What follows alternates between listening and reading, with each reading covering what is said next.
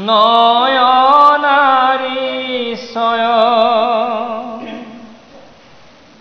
সৰ্পবিষা মহদাহ তাক বেৰি খাই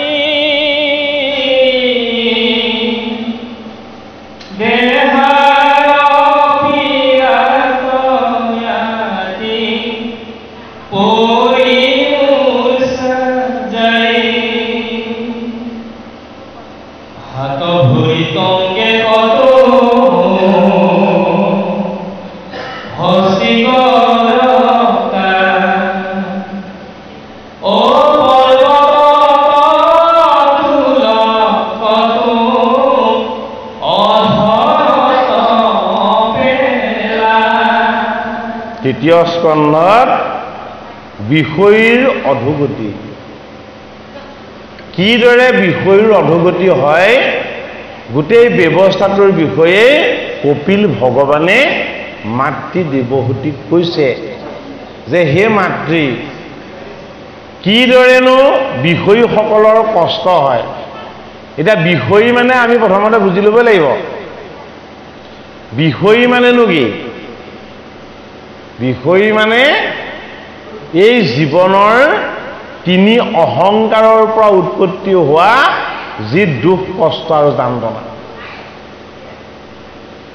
তাকে কি বুলি কোৱা হয় তাকে কোৱা হয় বিষয় বুলি সেইটো কাৰণে তিনি তাপময় সংসাৰৰ নিকাৰক আধি ভৌতিক আধি দৈবিক আৰু আধ্যাত্মিক এই তিনিটা তাপৰ পৰা যিখিনি দুখ কষ্ট উৎপত্তি হয় সেইখিনিকে কি বুলি কোৱা হৈছে বিষময় বিষয় বুলি কোৱা হৈছে এটা বিষয়টো কাৰ লগত লাগি আহে হয়নে পৰিমাণ যিমানে আমি ভাগ ভাগ কৰি নেদেখুৱাও কিয় বিষয় কিন্তু আমাৰ লগত সদায় দুমুঠিহে আছে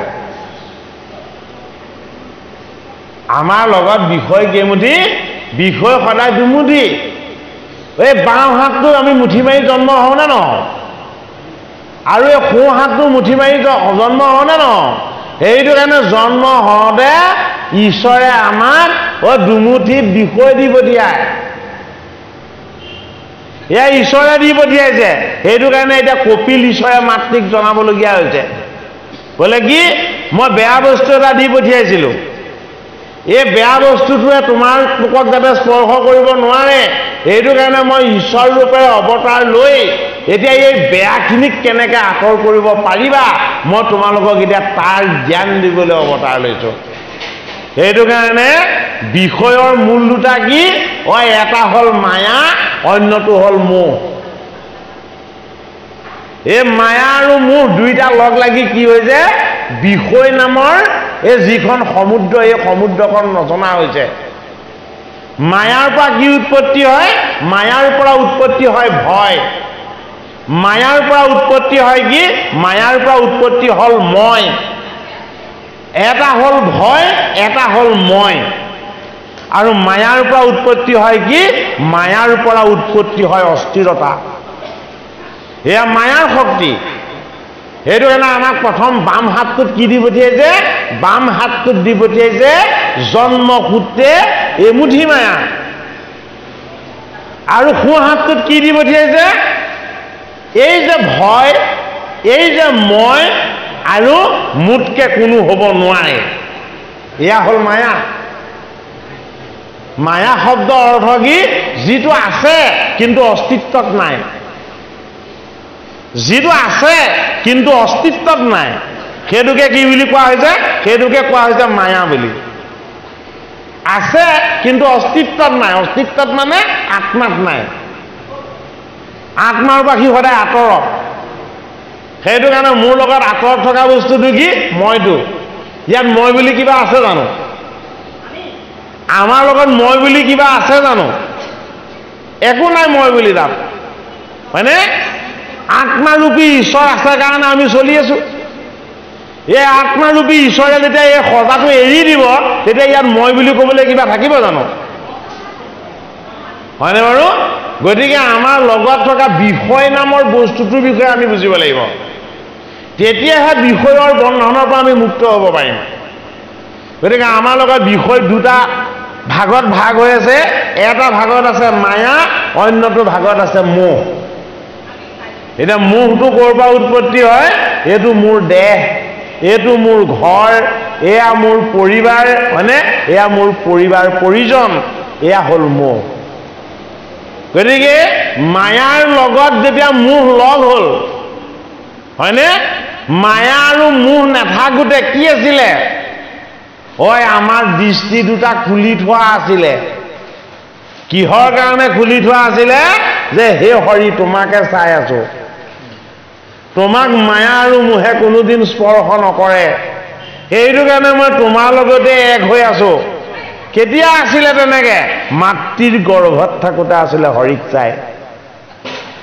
কিয় হৰিক চাই আছিলে তেতিয়া মই নহয় তেতিয়া মই তুমি হৈ আছিলো আৰু যেতিয়াই জন্ম হলে দুমুঠিত দুটা বস্তু ঈশ্বৰে দি পঠিয়ালে এমুঠিত দিলে মায়া আৰু সিমুঠিত দিলে মোহ এই দুই মুঠি যেতিয়াই পালে ভূমিষ্ঠ হোৱাৰ লগে লগে হুৰাওৰাৱে কান্দিবলৈ ললে কিয় কান্দিছে কিয় আনিলা তুমি মোক এই দুমুঠি বেয়া বস্তু দি এই জগতলৈ কিয় আনিলা সেইটো কাৰণে ইমানকে কান্দিছে তুমি মোক আনিছাতো আনিছা তুমিতো মোক একো দিয়াও নাই আৰু মই তোমাৰ পৰা একো ল'ব লগাও নাই এইটো কাৰণে জন্ম হৈয়ে ৰোদন কৰিছিলে কোনে ৰুদ্ৰই ভাগৱতৰ ৩য় স্কন্ধৰ অনাদি পাতনৰ সৃষ্টি ৰহস্যত এই কথাখিনি আমাক দিছে আমি প্ৰত্যেকেই জীৱ জীৱ মানে কি জীৱ মানে শিৱ অৰ্থাৎ জীৱ হ'ল পৰা প্ৰকৃতি পৰা প্ৰকৃতিৰ জীৱকেই শিৱ বুলি কোৱা হয় অৰ্থাৎ শিৱ মানে কি শিৱ মানে মংগলময় অৰ্থাৎ এই জগতৰ জীৱবিলাক মংগলময় কোনো অমংগলৰ প্ৰতীক নহয় প্ৰত্যেকৰে নিজস্ব কিবা এটা গুণ আছে প্ৰকৃতিৰ কিবা এটা অভাৱ পূৰণ কৰিবৰ কাৰণেহে জগতৰ হৰিয়ে এই জীৱবিলাকক জগতলৈ আনিছে প্ৰশ্ন কৰিব পাৰে যে পৰুৱাবিলাকৰ কি কাম আছে আমিতো ঢেৰ পৰুৱা দেখো কীট পতংগ দেখো হয়নে নহয় বাৰু যে এই পৃথিৱীখনত পৰুৱা আৰু কীট পতংগবিলাকৰ কি কাম আছে হয়নে যদি পৰুৱা নাথাকে পৃথিৱীত মানুহ নামতো বাদ দিয়ক একো পানীয়ে নাথাকে এই পৃথিৱীখনত যদি পৰুৱা নাথাকে তেতিয়াহ'লে একো পানীয়ে ইয়াত থাকিব নোৱাৰে কাৰণ পৃথিৱীখনত জীৱ বসবাসৰ উপযোগী সিহঁতিহে কৰি ৰাখে সিহঁতি কি কৰে এই ভূমিখনত বায়ু দান কৰি থাকে ভূমিত বায়ু দিয়াৰ যিটো কাম সেই কামটো কেঁচু কুমতি আৰু পৰুৱা কেৰুৱা আদি এই কীট পতংগবিলাকে কৰি থাকে গতিকে জীৱ মানে মংগলময় এই প্ৰকৃতিখনৰ জগতখনৰ মংগলৰ কাৰণে জগতৰ হৰিয়ে এই জীৱবিলাকক আনিছে এইটো কাৰণে জীৱক কোৱা হয় শিৱ বুলি ব্ৰহ্মাৰ ভূমধ্যৰ পৰা যেতিয়া এই শিৱৰ জন্ম হ'ল জন্ম হৈয়ে তেওঁ কি কৰিছে গোটেই ব্ৰহ্মাণ্ডখন কপাই কান্দিছে কেৱল কান্দিছে আৰু কান্দিছে সৃষ্টিকৰ্তা ব্ৰহ্মাই তেতিয়া কি বুলি ক'লে মা ৰুদ্ৰাতি মা ৰুদ্ৰাতি মা ৰুদ্ৰাতি সেইটো কাৰণে তেওঁৰ নামটো কি হ'ল তেওঁৰ নামটো হ'ল ৰুদ্ৰ জন্ম হৈয়ে ৰোদন কৰিছিলে আমাৰ প্ৰতিটো শিশু জন্ম হৈয়ে কান্দেনে বাৰু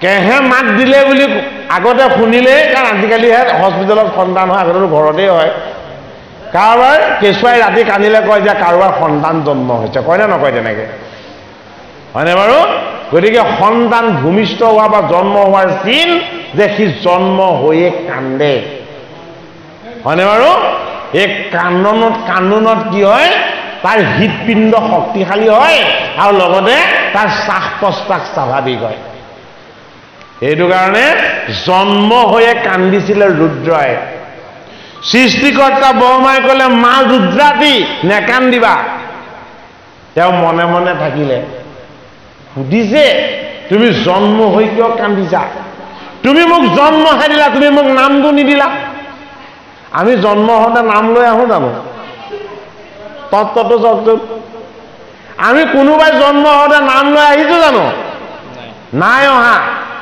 নামটো আমাক সময়ৰ নিৰীক্ষণ কৰি ৰাশি চক্ৰৰ অনুসৰি এটা জ্যোতিষ গণনা ব্যৱস্থাৰে আমাৰ নামটো কি হয় তাক ৰখা যায় আমি সেইটোৰ ওপৰত কোনো মন্তব্য দিয়াৰ ব্যৱস্থা নাই কাৰণ জ্যোতিষৰ কথা ভাগৱততো আছে হয়নে বাৰু যে নামটো কালৰ গতিৰ ওপৰত ভিত্তি কৰি কেনেকৈ ৰখা যায় ৰুদ্ৰই কান্দিছিলে বোলে কি তুমি মোক জন্ম দিলা নাম নিদিলা তাৰ পাছত আকৌ কৈছে তুমি মোক নাম নিদিয়াই নহয় বোলে কি তুমি মোক থাকিবলৈ স্থান দিয়া নাই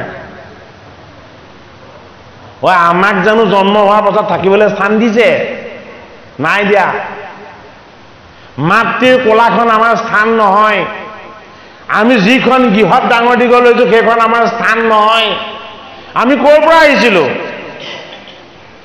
আমি জীৱন্ত কালতেই য'ৰ পৰা আহিছিলো আমাক সেইখন স্থানত আনন্দৰে থাকিবলৈ দিব পাৰিব লাগিব সেইখনহে আচল স্থান গতিকে যিকণ স্থানত ভগৱত উপাসনা হয় গুৰুক স্মৰণ কৰা হয় ভগৱন্তৰ অৰ্চন বন্দন হয় শ্ৰৱণ কীৰ্তন হয় সেই স্থানকণ যদি আমাক কেনেবাকৈ আমাৰ পিতৃ মাতৃয়ে দিব পৰা নাই তেতিয়াহ'লে আমি স্থানো নাপালোঁ প্ৰথম নাছিল আমাৰ নাম দ্বিতীয়তে আমাক থাকিবলৈ দিয়া নাই স্থান হয়নে তৃতীয়তে আমাক কি লাগিব আমাক বৃত্তি লাগিব জীয়াই থাকিবৰ কাৰণে আমাক বৃত্তি লাগিব কি বুলি কৈছে ৰুদ্ৰই যে তুমি মোক ভাৰ্যা নিদিলা ভাৰ্যা মানে কি যি ভজিবলৈ শিকায় হয়নে পত্নী মানে কি যি পুত নামৰ নৰকৰ পৰা নিজৰ পিতৃ মাতৃক উদ্ধাৰ কৰে সেয়া পুত্ৰ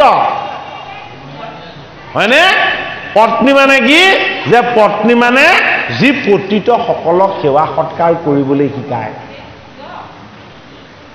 পতিত পাৱন গুণৰ অধিকাৰী হ'বলৈ যি যত্ন কৰে তেওঁ পত্নী সেইটো কাৰণে কৈছে যে তুমি মোক ভাৰ্যা নিদিলা গতিকে ভাৰ্যা মানে ঘৈণী নহয় এই জীৱৰূপী শিৱ দেহৰূপী ঈশ্বৰৰ অংশ ইয়াক প্ৰতিপালন কৰি ৰাখিবৰ কাৰণে আমাক এটা বৃত্তি লাগিব আমাক এটা ব্যৱসায় লাগিব এই বৃত্তি আৰু ব্যৱসায়টোক কোৱা হয় কি বুলি ভাৰ্যা বুলি সেইটো কাৰণে ভাগৱতৰ তৃতীয় স্কন্ধৰ সৃষ্টি ৰহস্যত এই কথাখিনি বৰ গভীৰকৈ সুন্দৰকৈ দিছে কি বুলি দিছে যে তোমাক থাকিবলৈ স্থান দিলো বোলে ক'ত কৈলাসত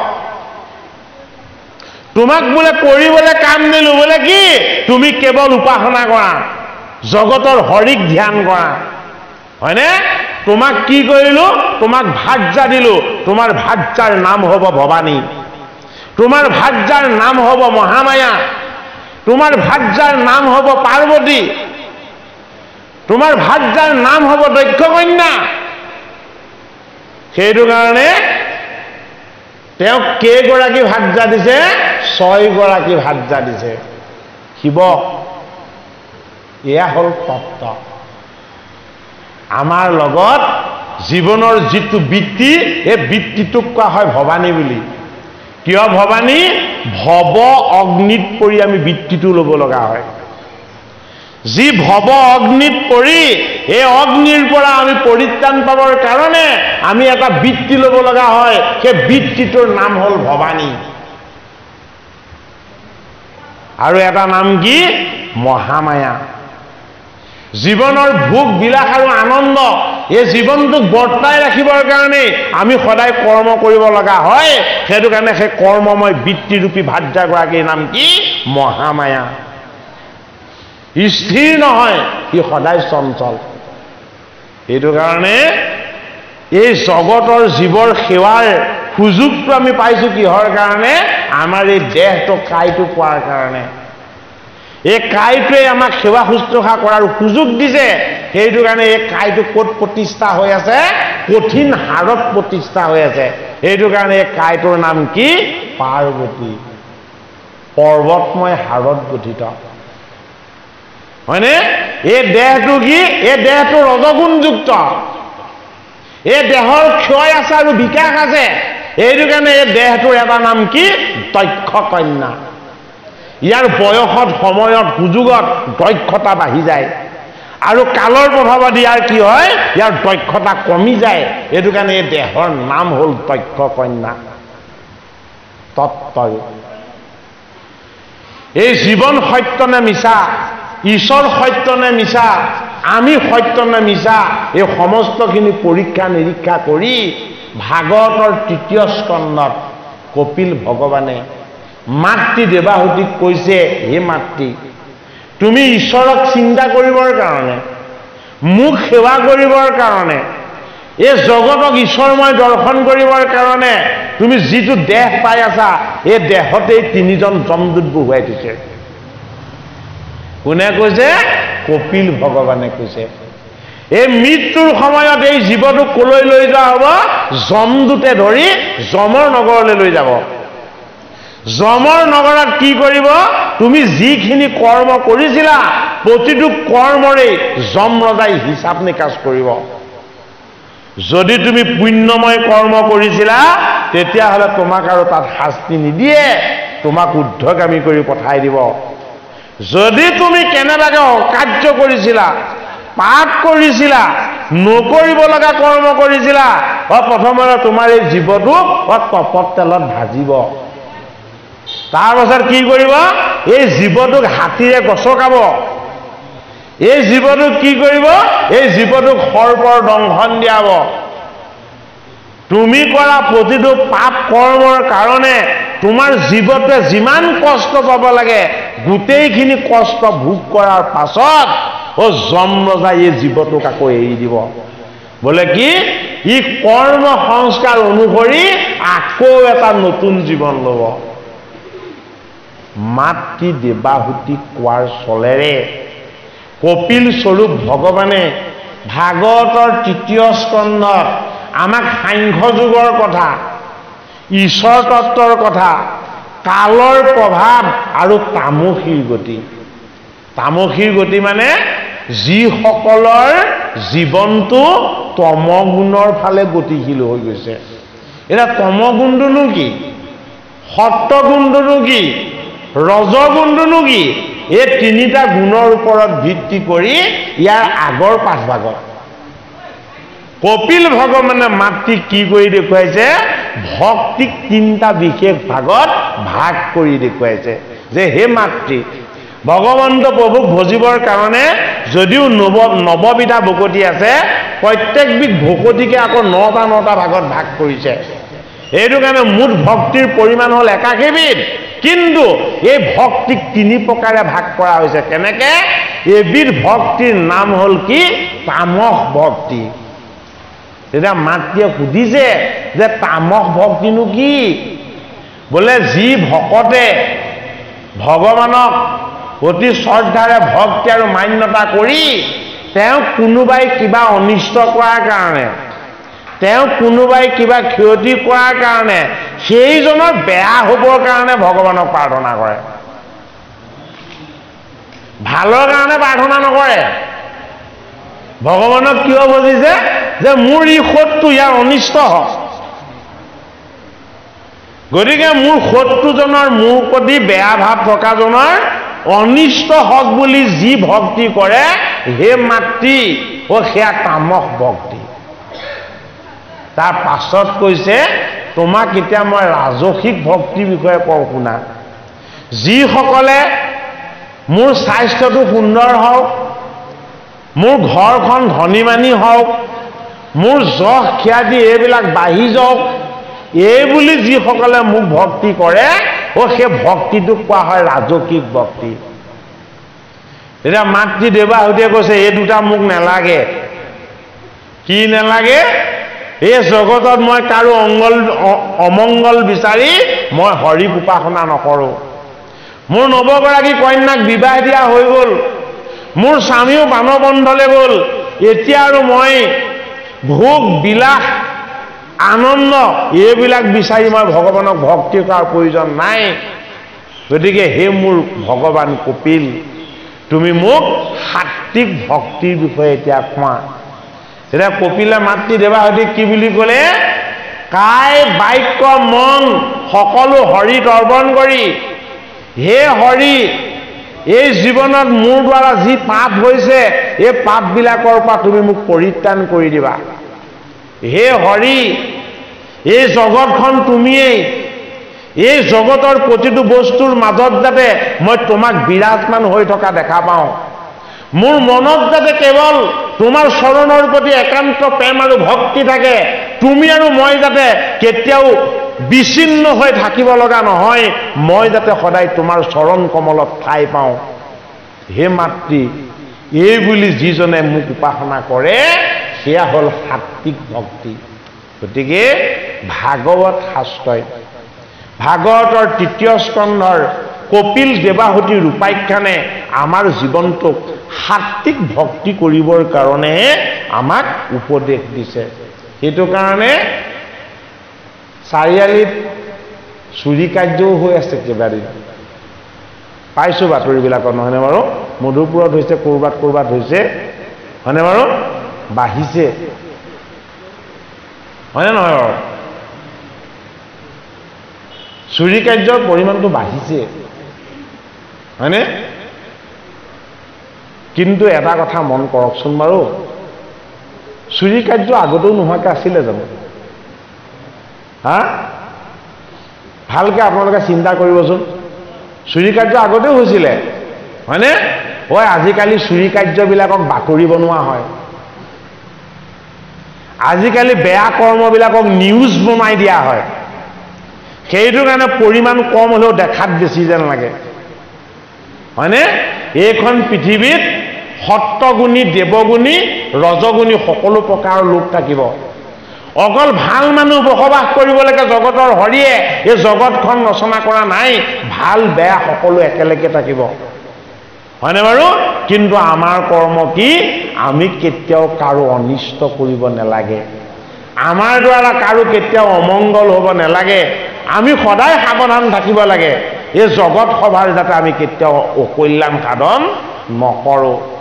মাতৃ দেৱাহুতিয়ে কপিল প্ৰভুৰ পৰা জীৱনৰ অন্তিম সময়ত, যিটো সময়ত তেওঁৰ একো প্ৰয়োজন নাই, 9 গৰাকী কন্যাক বিবাহ দিলে, স্বামী বানপন্থী হৈ বৈৰাগ্য ধামলৈ গৈ মুখ্য সাধন কৰিলে, মাতৃ অকলশৰে কেৱল যোগময় সাধনা কৰি জীৱনটোক শেষ কৰিব পাৰিলেহেঁতেন, কিন্তু সেয়া নাই কৰা। কিয় নাই কৰা? তেওঁ মানৱ জাতিৰ পিতৃপুৰুষ, মনুৰ কন্যা, ব্ৰহ্মাৰ নাতি, শ্ৰেষ্ঠ বংশত জন্ম, শ্ৰেষ্ঠ জীৱ। সেইটো কাৰণে গোটেই জগতৰ কল্যাণৰ কাৰণে, জীৱৰ হিত কুশল আৰু মংগলৰ কাৰণে তেওঁ কোলালে পুত্ৰ ৰূপত আনিছে কাক? জগতৰ হৰি, যিজনৰ নাম হ'ল কপিল। এই কপিল ভগৱানৰ পৰা তেওঁ কি কৰিছে? জীৱনৰ অন্তিম দিনকেইটাত তেওঁ যাতে অকলশৰীয়া হ'ব নালাগে, তেওঁ য'তেই থাকে তাতেই যাতে ভগৱত প্ৰাপ্তি হৈ থাকিব পাৰে, তাৰ ব্যৱস্থাটোৰে ভাগৱতৰ ৩য় স্কন্ধত কপিল দেৱাহুতিৰ উপাখ্যান আমাক দিছে। এই উপাখ্যান অতি আনন্দময়। এই উপাখ্যান শুনি থাকিলে আমাৰ সৰ্বদা শুনি থাকিবলৈ মন যায়। কপিল দেৱাহুতিৰ উপাখ্যান সকলোৱে অত্যন্ত শ্ৰদ্ধা ভক্তি কৰাৰ লগতে ভাল পায়, কিয়নো এয়া আমাৰ জীৱনৰ কথা, এয়া আমাৰ বাস্তৱ জীৱনৰ কথা। এইখিনি কথাৰ পৰা আমাৰ জীৱন অলপো আঁতৰত নহয়। যিখিনি কথা আমাৰ বাস্তৱ জীৱনৰ লগত 100% প্ৰয়োগ হৈ মিলি গৈছে, সেইখিনি কথাই আমাক সৰ্বদা আনন্দৰ ভাগ দিব আৰু দি আহিছে। কৃষ্ণ।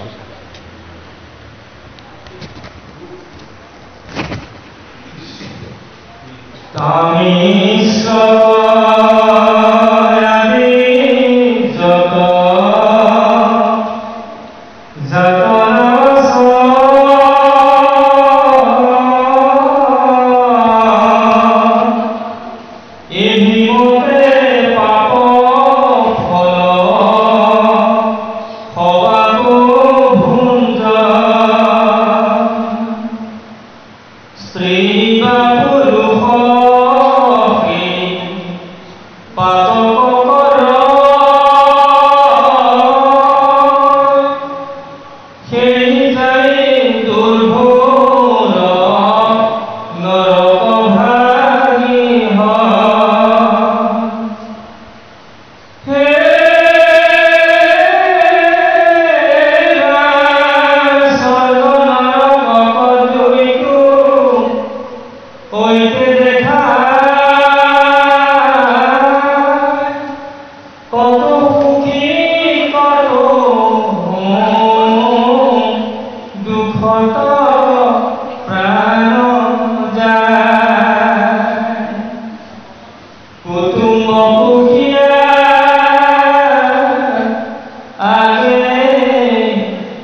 পাতকৰ জয় তাহমাতৈত এৰি একলে চলয়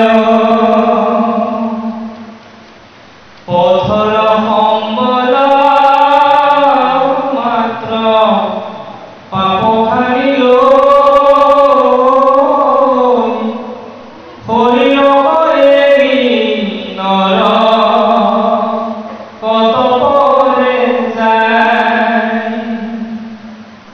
কেৱল ধৰ্ম কৰি কুটুম্ব পুহিল তাৰ ফলে নৰকে ভুঞ্জিল পাছে অশেষে পাপ লৈ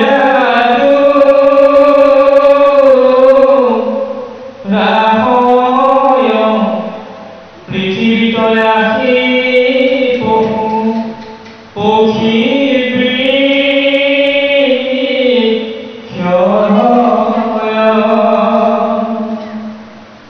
কৃষিত আদি নানা বিধ নিপাই ঐততাৰ দুখে দ্বন্দ্ব যুগ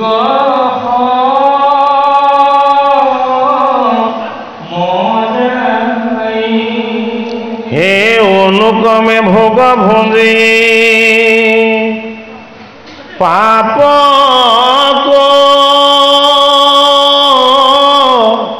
ৰিক্ষয় পুনৰপি আহি গেতো মনুষ্য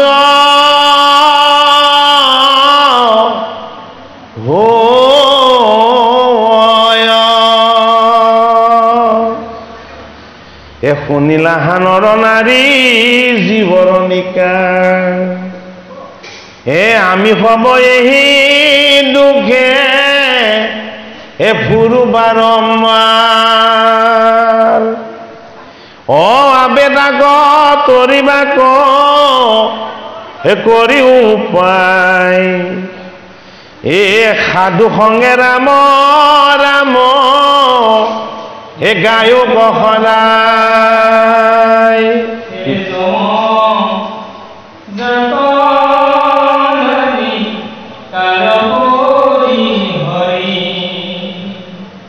বিষ্ণুৰ ভুৱনেশ্বৰী জয় ৰংগ কৰি হে প্ৰভু কৰা কৃপা অধম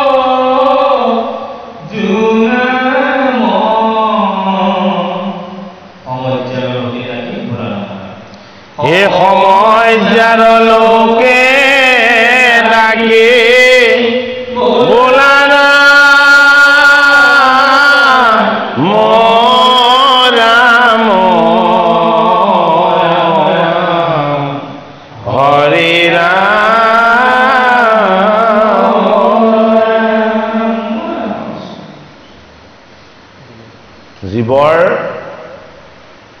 তামসীৰ যি গতি হয়, তামসী মানে তামস জুনিলে পুনৰ পুনৰ গমন হৈ থাকিব লগাৰ যিটো কাৰণ, সেইটোকে কৈছে কি বুলি?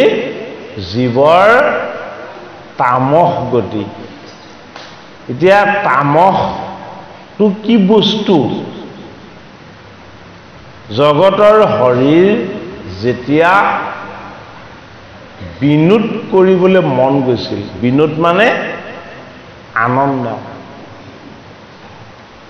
ঈশ্বৰৰ নিজৰেই আনন্দ কৰিবৰ কাৰণে ইচ্ছা গৈছিল, সেইটো কাৰণে তেওঁ মায়াক আজ্ঞা কৰিছিল যে তুমি ব্ৰহ্মাণ্ড নিৰ্মাণ কৰা। প্ৰশ্ন হয়, ব্ৰহ্মাণ্ডটো ভগৱন্তই নিজে নিৰ্মাণ কৰিব পাৰে, মায়াক কিয় নিৰ্মাণ কৰিবলৈ কৈছে? অৰ্থাৎ ভগৱন্ত প্ৰভুৱে নিৰ্মাণৰ সকলো কাম নকৰে, কিছুমান বস্তু নিৰ্মাণৰ কামটো কোনে কৰিব লাগে? মায়ায়ে কৰিব লাগে। সেইটো কাৰণে মায়াক আজ্ঞা কৰিছে। তেওঁ কি বুলি কৰিছে? যে হে মোৰ ভাৰ্যা মায়া, তুমি ব্ৰহ্মাণ্ড নিৰ্মাণ কৰা। মায়াই তৎক্ষণত 7খন স্বৰ্গ আৰু 7খন পাতাল নিৰ্মাণ কৰি দিলে। এতিয়া মায়াই কৈছে যে ব্ৰহ্মাণ্ড নিৰ্মাণ কৰিলোঁ, এতিয়া আপুনি ইয়াত বিনোদ কৰিব পাৰে। তেতিয়া মায়াক কৈছে যে মই তোমাৰ এতিয়া গৰ্ভত বীৰ্য নিক্ষেপ কৰিম। তেতিয়া জগতৰ হৰিয়ে আশীৰ্বাদ ৰূপে অনন্ত বীৰ্য দান কৰিলে। কাক? মায়াৰ গৰ্ভত। এই মায়াৰ গৰ্ভত তেতিয়া কি হ'ল? এটি সন্তানৰ জন্ম হ'ল। এই সন্তানটো কায়িক নহয়, এই সন্তানটো দেহ থকা সন্তান নহয়, সেইটোৱে অনন্ত বীৰ্যৰ বৈশিষ্ট্য। কি হ'ল? এটা তত্ত্বৰ জন্ম হ'ল। সেই তত্ত্বটোত কি আছে? এফাল মায়া আছে, ইফাল পুৰুষ আছে। এফাল মায়া আৰু এফাল পুৰুষ, দুইটা লগ লাগি এটা তত্ত্ব হ'ল। সেই তত্ত্বটোৰ নাম হ'ল মহত্ব। মহত্ব মানে এফাল মায়া, সিফাল পুৰুষ, দুইটা বস্তু একত্ৰ হোৱাৰ কাৰণে মহত্ব হ'ল। এই মহত্বৰ পৰা উৎপত্তি হ'ল 3জন পুত্ৰৰ। এজনৰ নাম হ'ল তামস, এজনৰ নাম হ'ল ৰাজস, আৰু এজনৰ নাম হ'ল সাত্বিক। সেইটো কাৰণে 3টা বস্তু দেহধাৰী সকলৰ লগত সদায় থাকিব, তামসিক, ৰাজসিক আৰু সাত্বিক। এই 3টা অহংকাৰ কিয় থাকিব? আৰে মায়াই এইকেইটা আমাক দিছেই, এইকেইটা আমাৰ লগত সদায় থাকিবলৈ বিচাৰিবই, হয়নে? বস্তু কেইটাক 3টা ভাগ কৰি পেলালে। ৰাজস কৰিলে। ৰাজস কি? বোলে ৰাজসত তোমাৰ পঞ্চভূতৰ এই ক্ষয়শীল দেহটো থাকিব। সেইটো কাৰণে আমাৰ দেহটো ৰজোগুণী। এই ৰজগুণী দেহটো সদায় সুখ লাগিব, ভোগ লাগিব, বিলাস লাগিব আৰু আনন্দ লাগিব। এই গুণকেইটা ৰজগুণ। যদি কেনেবাকে ভোগ, বিলাস, আনন্দ এইকেইটা যদি কম বুলি অনুভৱ কৰিছে, তেতিয়া লগে লগে বাঢ়ি বাঢ়ি গৈ থাকিব। কি বাঢ়ি বাঢ়ি গৈ থাকিব? ক্ৰোধ, অহংকাৰ আৰু জেদ। তাকে কোৱা হৈছে তমগুণ। কমিলে বাঢ়ে, আকৌ বাঢ়িলে কমে। কি বস্তু এইটো? যদি ৰজগুণৰ কাৰণে প্ৰয়োজন হোৱা উপকৰণ কেইটাৰ যদি কেনেবাকে কম হৈ যায় তেতিয়াহ'লে তমগুণ বাঢ়ি যাব। কি বাঢ়ি যাব? খং, ৰাগ, জেদ, অহংকাৰ, ক্ৰোধ এইবিলাক বাঢ়ি যাব। গতিকে এইবিলাকক কি বুলি কোৱা হৈছে? এইবিলাকক তমগুণ বুলি কোৱা হৈছে। যি হৈ আছে হৈ থাকক, যি কৰি আছে কৰি থাকক, মই যি পাইছো এয়া মোৰ কৰ্মৰ ফল। মোক ঈশ্বৰে যিখিনি দিছে এইখিনি পোৱাটোৱেই মোৰ কাৰণে ডাঙৰ কথা, হয়নে? যদি আজি খাবলৈও নাপালো কোনো আপত্তি নাই। বোলে কিয়? এদিন নাখালে মানুহৰ একো ক্ষতি নহয়, দুদিন নাখালেহে ক্ষতি হ'ব, হয়নে? পালেও আনন্দ নাই, হেৰালেও আনন্দ নাই। হৰ্ষ বিষাদ আনন্দ এইবিলাক একোৱেই যাক স্পৰ্শ কৰিব নোৱাৰে, সেইটোকে কোৱা হ'ল সাত্বিক, সদায় সন্তুষ্ট, সৰ্বদা সন্তুষ্ট হৈ থাকিব, হয়নে? কোন? সেইজন আমাৰ হৃদয়ত থকা আত্মা ঈশ্বৰ। আত্মা ঈশ্বৰে সকলো চাই থাকে, সকলো তেওঁৱে কৰি থাকে, অথচ কি তেওঁক একো নালাগে, তেওঁ একো পাত্ৰীৰ আকাংক্ষাও নাই। সেইটো কাৰণেই যিমানে পাবলৈ বিচাৰিব সিমানে কুধি হ'ব, যিমানে হেৰুৱাবলৈ বিচাৰিব সিমানে জেদি হ'ব। এই ক্ৰোধ আৰু জেদ একো বেয়া বস্তুৱে যাক স্পৰ্শ কৰিব নোৱাৰে, সেয়া হ'ল সাত্বিক গুণ। সেইটো কাৰণে সাত্যকী কাৰ সাৰথি? সাত্যকী কৃষ্ণৰ সাৰথি। সাত্যকী মানে কি? সাত্বিক কৰ্মবিলাকৰ আধাৰ। জীৱনৰ সাত্বিক কৰ্মবিলাকৰ আধাৰক যি সাৰথি কৰে সেই সাৰথিজনৰ নাম হ'ল সাত্যকী। কাৰ সাৰথি? ভগৱান কৃষ্ণৰ সাৰথি। অৰ্থাৎ সাত্বিক গুণবিলাককেই সদায় সাৰথি কৰি ধাৰণ কৰি যি ৰাখে। কপিল দেৱাহুতিৰ আখ্যানৰ দ্বাৰা ৰজগুণী, তমগুণী আৰু সত্বগুণী জীৱবিলাকৰ কেনেকুৱা ধৰণৰ গতি হয় সেই সমস্তখিনি বুজাই মাতৃ দেৱাহুতিক কৈছে যে হে মাতৃ, তুমি তোমাৰ জীৱনক সত্বগুণী কৰিবলৈ যত্ন কৰা, সদায় হৰিৰ চৰণ চিন্তা কৰিবা, সাধুৰ সংগ বাঞ্ছা কৰিবা, ভগৱানৰ গুণ নাম শ্ৰৱণ কীৰ্তন কৰিবা, যি পালা তাকে লৈ সদায় সন্তুষ্ট হ'বলৈ অনুশীলন কৰিবা। বোলে কি হ'ব? তেতিয়া তুমি ইয়াৰ পাছৰ জনমত ইয়াতকৈও এটা ভাল জীৱন পাবা। যদি তুমি নাপালো বুলি কুধি হলা, সাপ কৰি জন্ম দিব। যদি কাৰোবাৰ অন্ন তুমি কাঁহি খাইছিলা তেতিয়াহ'লে বাঘ সিংহ কৰি জন্ম দিব। যদিহে তুমি কাৰোবাৰ চুৰ চাৰি এইবিলাক কৰিছিলা তেতিয়াহ'লে তোমাক মাছ কাছ কৰি জন্ম দিব। কপিল ভগৱান অন্তৰ্যামী ঈশ্বৰ। আমাৰ লগত থকা এই জীৱটোৰ মৃত্যু নাই, আমাৰ দেহটোৰহে ক্ষয় আছে।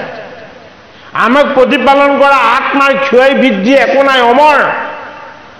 সেইটো কাৰণে দুখটো সদায় মৃত্যুৰ পাছত ভোগ কৰিব লাগে। কিহে? আমাক প্ৰতিপালন কৰি থকা জীৱটোৱে। এই জীৱটো যদি কেনেবাকে উদ্ধাৰ হৈ গৈছে, ই ভাল স্থানত ভাল কৰ্মত কি হ'ব? আকৌ পুনৰ জীৱন পাব। সেইটো কাৰণে ভাগৱত শাস্ত্ৰই জীৱ উদ্ধাৰৰ ৰাস্তা দেখাইছে, জীৱৰ সংস্কাৰৰ পথ দেখাইছে, জীৱৰ কিদৰে সৎগতি হ'ব সেই ঈশ্বৰময় পথটো দেখুৱাইছে। গতিকে এই কথা যদি শ্ৰৱণ কীৰ্তনো কৰা হয় তাৰ দ্বাৰাও, যিদৰে বেয়া বুলি ক'লে আমাৰ খং উঠি যায়, আমাক কোনোবাই বেয়া বুলি ক'লে খং উঠি নাযায় জানো? যায়, এইটো প্ৰত্যেকৰে হয়। যিমান সাধুসন্ত মহন্ত নহ'লেও সেইখন লাগেই গাত, হয়নে বাৰু? গতিকে আমি যদি সদায় ভগৱানৰ ভাল কথাবিলাক শুনি থাকো তেতিয়াহ'লে আমাৰ লগত থকা জীৱটো শুদ্ধ হৈ যাব। তাৰ এটা প্ৰমাণ এটুকুৰা কেঁচা লোহা যদি আপোনালোকে কমাৰ শালত চাবচোন বতাহ দি দি তাক যেতিয়া গৰম কৰে এটা সময়ত কয়লাৰ নিচিনা সি ৰঙা হৈ যায় এসময়ত সি কেঁচা লোহা আছিলে অগ্নিৰ উত্তাপত সময়ৰ প্ৰভাৱত সি এটা সময়ত সেই অগ্নিকুৰাৰ সৈতে একেটা ৰূপ লৈ লয় আমি যদি অপবিত্ৰও আছিলোঁ যদি আমি অশুদ্ধও আছিলোঁ যদি আমাৰ লগত জন্ম জন্মান্তৰৰ সঞ্চিত পাপো আছিলে এই ঈশ্বৰ সেৱাৰ কমাৰ শালত ভগৱন্তৰ নাম বস্তুৰ শ্ৰৱণ কীৰ্তনৰ অগ্নি যদি কেনেবাকে আমাৰ এই জীৱটোৰ লগত লাগি যায় তেতিয়াহ'লে অগ্নিত লোহা টুকুৰাই যিদৰে অগ্নিৰ ৰূপ লৈছিলে এই ভাগৱত কথা শ্ৰৱণ কীৰ্তন কৰি কৰি আমাৰ জীৱটো আত্মাৰূপী অগ্নিৰ সমান এটা শুদ্ধ পৰ্যায়লৈ উপনীত হ'ব এই কথা আমাক ভাগৱত শাস্ত্ৰই কৈছে এইটো কাৰণে কালৰ গতি মানে হ'ল সময়ৰ গতি বিষয়ৰ অধোগতি মানে বিষময় লোভ মোহ কাম ক্ৰোধ অহংকাৰ এই আসুৰী বৃত্তিবিলাক আমাৰ ওচৰত যাতে কি সক্ৰিয় হ'ব নোৱাৰে আমাৰ ওচৰত যাতে সদায় দৈৱ গুণবিলাক সক্ৰিয় হয় কেনেকৈ সক্ৰিয় হ'ব আমি যদি ভক্তি কৰিব বিচাৰোঁ আমি যদি ঈশ্বৰ সেৱা কৰিব বিচাৰোঁ আমি যদি ভকত সেৱা কৰিব বিচাৰোঁ আমি যদি জীৱৰ সেৱা কৰিব বিচাৰোঁ তেতিয়া কি হ'ব আমাৰ ক্ৰোধ অহংকাৰ জেদ এই বেয়া বস্তুবিলাক আমাৰ পৰা অলপ আঁতৰ হ'ব কৃষ্ণ ভজনৰ পাৰম ইয়াৰ পিছতে জীৱৰ কামকি প্ৰতি দুলৰি কপিল বদতি শুনিও মানবী জীৱৰ বিকাৰ যত কৰ্মৰ ইচ্ছাই পুৰুষৰ যায় প্ৰৱেশৰ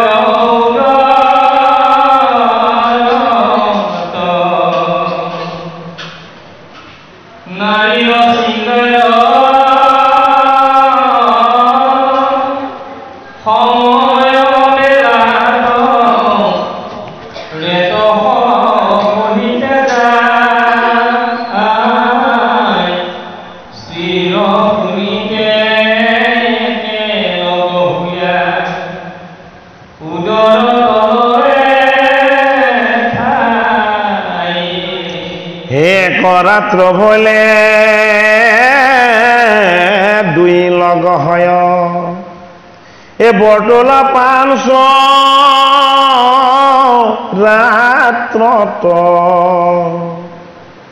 দশম দিনত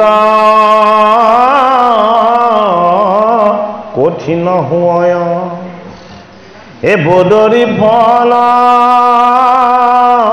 ৰমত পাছে দুই মাসে শিৰ বাহু আদি ভিন্ন হুৱে অংগ তৃতীয় মাসত লোম আদি নখ চিনলিংগ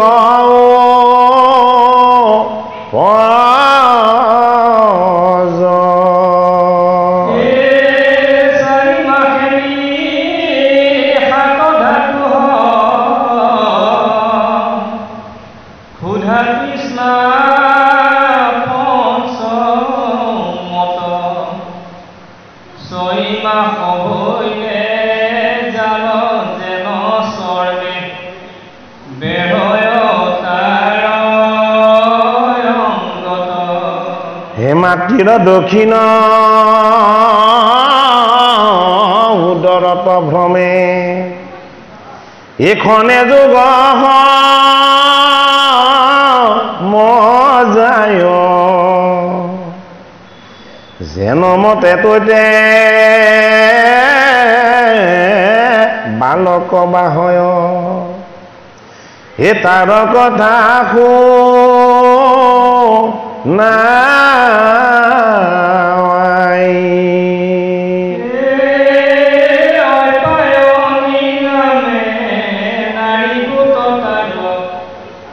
নারীত হুয়াছে বন্ধ শ্রীর আনন্ত অন্তত কেহি মতে শিশু নারীর আছে বন্ধ এই পথে যায় অন্ন পানৰ হে মাটিয়ে যত ভোজয় হে তাতহন দেখিতো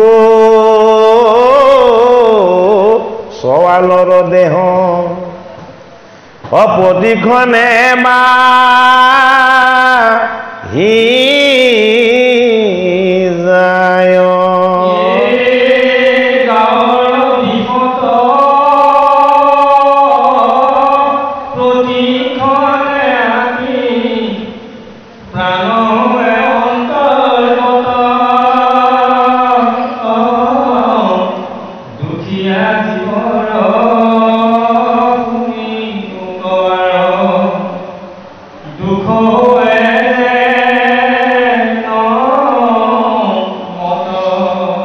কি বুলি কৈছে কপিল ভগৱানে হে মাতৃ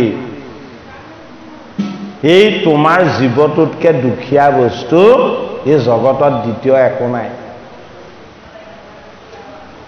আমাৰ ধন সম্পদ হলে ঐশ্বৰ্য বিভূতি হলে আমি নিজকে ধনী মানি বুলি অকণমান ভাবিব পাৰো বা ভবাৰ থল থাকে হয়নে বাৰু ভাগৱত জ্ঞান আৰু ঈশ্বৰ জ্ঞানে আমাক এটা নতুন কথা শিকাব বিচাৰিছে কি কথা শিকাব বিচাৰিছে যে আমাৰ লগত থকা জীৱটোতকে দুখীয়া বস্তু এই জগতত একো নাই কিয় এই জীৱটোতকে দুখীয়া বস্তু একো নাই এই জীৱটোৰ নিজস্ব বুলিবলৈ একো নাই কিন্তু ই কি আছিলে ই ঈশ্বৰৰ অংশ আছিলে এই ঈশ্বৰৰ অংশ জীৱটোৰ নিজস্ব কিয় একো নাই ই নিজস্ব বুলি একো ল'ব নোৱাৰে তাক ঈশ্বৰে প্ৰথমতে কি দিব লাগিব এটা দেহ দিব লাগিব এতিয়া এই দেহটো কাৰ অধীন হ'ব এই দেহটো কালৰ অধীন হ'ব কালৰ অধীন হ'ব এদিন এৰাতি এসপ্তাহ পষেক মাহ হয়নে 10 মাহ 10 দিন তাৰ পাছতে সি জীৱৰ ৰূপত ভূমিষ্ঠ হ'ব কি বুজাইছে জীৱ এটাই মাতৃৰ গৰ্ভত প্ৰতিপালিত হৈ লালিত পালিত হৈ সি ভূমিষ্ঠ হ'বৰ কাৰণে 10 মাহ 10 দিন সময় লাগে এতিয়া 10 মাহত সময়টো কিমান বাৰু দিন হিচাপে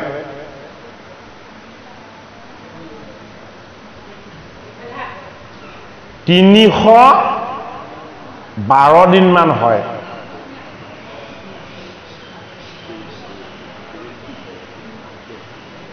হয়নে 312 দিন মান সময় হয় 13 দিন মান সময় হয় এতিয়া এই প্ৰতিটো পল অনুপল আৰু মিনিট দণ্ড সময় সন্তানটো মাতৃৰ গৰ্ভৰ স্থিতি লোৱাৰ পৰাই ই কাৰ অধীন হৈ গ'ল ই সময়ৰ অধীন হৈ গৈছে এটা ভগৱন্ত প্ৰভু কপিলে ভাগৱতৰ পদৰ দ্বাৰা আমাক গুৰুজনাই দিছে আৰু এই কথাখিনি কপিল ভগৱানে মাতৃ দেৱাহুতিক জনাইছে কি জনাইছে যে হে মাতৃ তুমি যে এটা জীৱ হৈ জন্ম লৈ ললা তুমি সময়ৰ অধীন হৈ গলা তাকে কি বুলি কোৱা হয় কালৰ অধীন বুলি কোৱা হয় এতিয়া আমাৰ কাল বুলি ক'লে কি বুজে কাল বুলি ক'লে আকৌ মৃত্যুটো বুজে হয়নে বাৰু আসল সত্যটো আমি প্ৰত্যেকেই মৃত্যুৰ অধীন আমি যদিও সময়ৰ অধীন তাতকৈও আমাৰ কাৰণে আটাইতকৈ ডাঙৰ অবাঞ্ছিত যিটো সত্য, কাৰণ মৃত্যু কোনেও বাঞ্ছা নকৰে, হয়নে বাৰু? লাগিলে নোখোৱাকৈ থাকিম, ICUত নি পেলাই মোক জীয়াই ৰাখিবি, হয়নে বাৰু? তথাপিতো আমি জীয়াই থাকিব বিচাৰোঁ। অৰ্থাৎ আমি যদি জীৱন এটা পাওঁ, ঈশ্বৰেও কৈছে, কপিলেও কৈছে, হে মাতৃ, এই জীৱনটো ইমানেই মায়া আৰু মোহেৰে ভৰপূৰ, এইটো পোৱাৰ পাছত যদি কোনোবাই কয় মই তোমাক স্বৰ্গখন দিম, তুমি এই জীৱনটো এৰি দিয়া, তেওঁ কেতিয়াও নেৰে। কিয় নেৰে?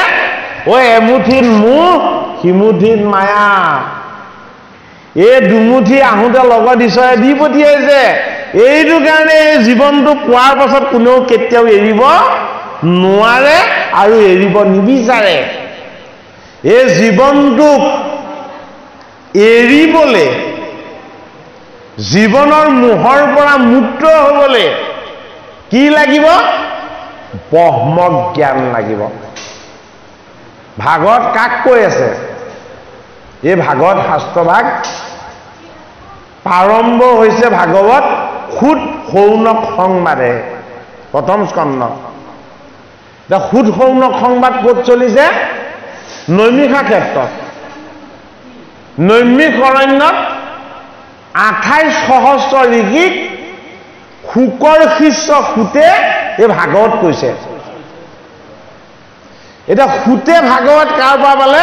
সুতে উগ্ৰসভা সুতে ভাগৱত পালে শুকমুনিৰ পৰা। অৰ্থাৎ এই ভূমিভাগলৈ ভাগৱত নমালে কোনে? ব্যাসৰ নন্দন শুকমুনিয়ে। ব্যাস নন্দন শুকমুনিয়ে ভাগৱত মৰ্ত্যধামলৈ নমালে। কিয় নমাব লগা হ'ল? পাণ্ডৱৰ নাতি পৰীক্ষিতক ক'ব লগা হ'ল। পৰীক্ষিতক ভাগৱত ক'ব লগা হ'ল। গংগাৰ পাৰত পৰীক্ষিতে ভাগৱত শুনিবলৈ বিচাৰিলে আৰু শুকমুনিয়ে পৰীক্ষিতৰ আগত 7 দিন এই ভাগৱত কৈছে। আৰু দ্বাদশ স্কন্ধত যেতিয়া ভাগৱত কৈ সমাপ্তৰ হ'বৰ হৈছে, ভাগৱতৰ অন্তিম পদৰ ওচৰত যেতিয়া গুৰু ভগৱান পাইছেগে, তেতিয়া পৰীক্ষিতক এবাৰ এটা প্ৰশ্ন সুধি চাইছে শুকমুনিয়ে। তেতিয়ালৈকে পৰীক্ষিতেহে প্ৰশ্ন সুধিছে। কাক? গুৰু শুকক। শুকে পৰীক্ষিতক প্ৰশ্ন নাই সোধা, কিন্তু শুকে যি প্ৰশ্ন, পৰীক্ষিতে যি প্ৰশ্ন সুধিছে, সেই প্ৰশ্নৰ প্ৰত্যেকটো উত্তৰেই কোনে দিছে? ব্যাসনন্দন গুৰু ভগৱান তেওঁ শুকমুনিয়ে দিছে। দ্বাদশ স্কন্ধত কি হ'ল? শুকমুনিয়ে প্ৰশ্ন সুধিছে। কাক? পৰীক্ষিত। যে হে পৰীক্ষিত, সপ্তম দিৱস প্ৰৱেশ হ'বৰ হৈ গৈছে, মানে 6 দিন শেষ হ'ল, 7 নম্বৰ দিনটো প্ৰৱেশ হৈছে। মই তোমাক এতিয়া এটা প্ৰশ্ন সুধিব বিচাৰোঁ। পৰীক্ষিতে কৈছে, হে গুৰুজন, মোৰ দোষ আপুনি মৰিহৰণ কৰিব। মোৰ সমান ভাগ্যৱান এই জগতত দ্বিতীয় কোনো নাই। মই আপোনাৰ দৰে গুৰুৰ চৰণ পালোঁ। পৰীক্ষিতে কৈছে, আপোনাৰ দৰে এজন শ্ৰেষ্ঠ গুৰুৰ মই চৰণ পালোঁ। মোতকে ভাগ্যৱান জীৱ এই জগতত কোনো নাই। আপুনি মোৰ গুৰু, আপুনি মোৰ ঈশ্বৰ। আপুনি মোকনো কি প্ৰশ্ন সুধিব? আপুনিতো সৰ্বজ্ঞ, আপুনি সকলো জানে, আপুনি অন্তৰ্যামী ঈশ্বৰ। তেতিয়া শুকদেৱে পৰীক্ষিতক কৈছে, তোমাৰ মনৰ সংশয়বিলাক দূৰ হ'লনে? কি বুলি সুধিছে? মনৰ সংশয়বিলাক দূৰ হ'লনে? তাৰ পাছত সুধিছে, তুমি তোমাক চিনি পালানে? পৰীক্ষিতক সুধিছে। প্ৰথম সুধিছে, তোমাৰ মনৰ সংশয় দূৰ হ'লনে? তাৰ পাছত সুধিছে, তুমি তোমাক চিনি পালানে? হে পৰীক্ষিত, এতিয়াও তোমাৰ মৃত্যুৰ ভয় আছে নেকি? পৰীক্ষিতক সুধিছে। যদি তোমাৰ এতিয়াও মৃত্যুৰ ভয় দূৰ হোৱা নাই, মই 7 দিন তোমাক আকৌ ভাগৱত কম। কেলে 7 দিনত দেখোন পৰীক্ষিতৰ মৃত্যুই হ'ব। আকৌ 7 দিন গুৰুৱে ভাগৱত কম বুলি কৈছে। যদি মৃত্যুৰ ভয় আছে, তাৰমানে কি প্ৰমাণ দিছে যে মই তোমাৰ গুৰু, মই যদি তোমাক ভাগৱত কওঁ, তক্ষকৰূপী মৃত্যু 7 দিন আকৌ ৰৈ থাকিব, আহিব নোৱাৰে।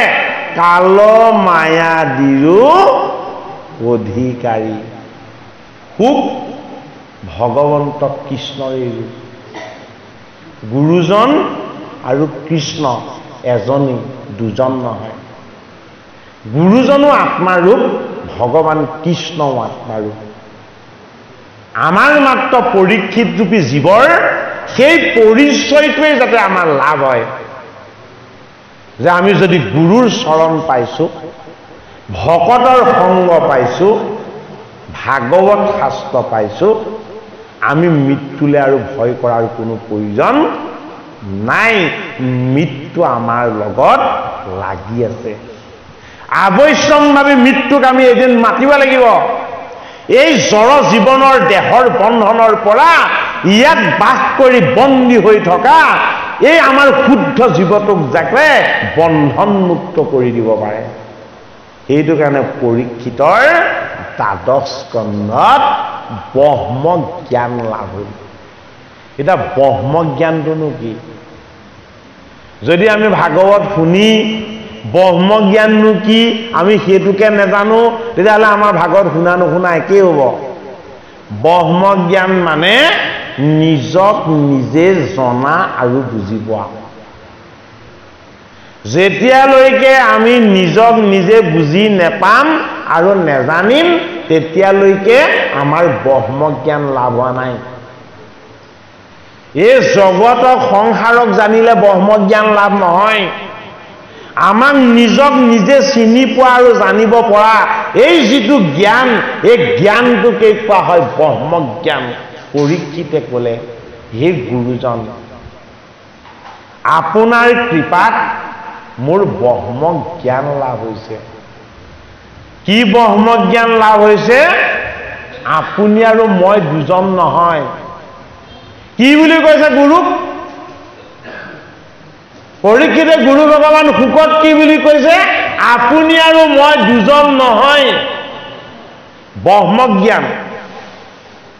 আপুনি আৰু মই উপাসনা কৰা আমাৰ ঈশ্বৰ আমাৰ পৰা পৃথক নহয়, তাক কোৱা হৈছে ব্ৰহ্ম জ্ঞান। যিজন ঈশ্বৰক আপুনি আৰু মই উপাসনা কৰিছো, সেইজন ঈশ্বৰে আমাৰ চালিকা শক্তি। যিজন ঈশ্বৰৰ চৰণ পাবৰ কাৰণে মই গংগাৰ পাৰলৈ আহিছিলো, সেইজন ঈশ্বৰে মোক গংগাৰ পাৰলৈ আনিছিলে, সেইটোৱে হ'ল মোৰ ঈশ্বৰৰ শক্তি। আৰু যিজন ঈশ্বৰৰ কৃপাত মই এই গংগাৰ পাৰত 7ম দিৱস পৰ্যন্ত মই আপোনাৰ মুখপদ্মে ভাগৱত শুনিবলৈ পালো, সেইজন ঈশ্বৰৰ কৃপাৰ কাৰণেই পালো। গতিকে মই নিজক চিনি পালো। বোলে কি? মই পৰীক্ষিত নহয়। মই কি? মই ঈশ্বৰৰ অংশ, শুদ্ধ জীৱ। মই ঈশ্বৰ প্ৰাপ্তিৰ কাৰণে এটা উপায় লাগে। এই ঈশ্বৰ প্ৰাপ্তিৰ উপায়টোৱেই হ'ল আপোনাৰ চৰণ আৰু দৈৱকী নন্দন কৃষ্ণৰ গুণনাম জপ। আপুনি স্বৰূপ গুৰুৰ চৰণ আৰু দৈৱকী নন্দন কৃষ্ণৰ গুণনাম জপ, এইকেইটা বস্তু পোৱাৰ পাছত মোৰ মনত আৰু এতিয়া একো সংশয় নাই। মোৰ আপোনাৰ ওচৰত এতিয়া এটাই প্ৰাৰ্থনা। শুকক কৈছে পৰীক্ষিতে। তেওঁ কৈছে, কোৱা তোমাৰ কি প্ৰাৰ্থনা? আপুনি 7ম দিৱস হৈছে, আপুনি এতিয়া অন্তৰ্নিহিত হওক। অন্তৰ্নিহিত হওক মানে আপুনি কাইটোৰ পৰা মুক্ত হৈ আপুনি অন্তৰ্জ্ঞান হওক। আপুনি মোৰ সন্মুখত আৰু এতিয়া ৰূপ ধৰি বহিব নালাগে। 7ম দিৱস হৈছে, আপুনি কাইটোক সম্বৰণ কৰি আপুনি নিৰ্গুণলৈ গতি কৰক। শুকে সুধিছে, কিয়? বোলে মোৰ দুৱাৰ মুখত আহি 5 মনৰ ভাও ধৰি তক্ষক ৰৈ আছে।